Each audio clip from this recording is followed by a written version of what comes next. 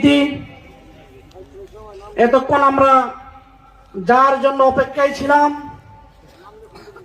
উক্ত মাহফিলের প্রধান আকর্ষণ এখন আপনাদের সামনে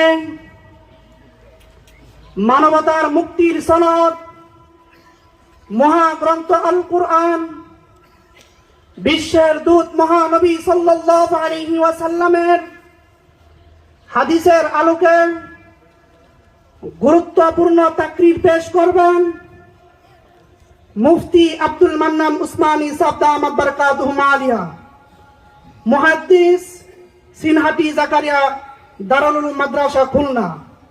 হযরতকে মাদ্রাসাতুল আবরার আল ইসলামিয়া ও 5 গ্রামবাসীর পক্ষ থেকে গুরুত্বপূর্ণ নসিহা পেশ করার জন্য সবিনয় অনুরোধ করছি।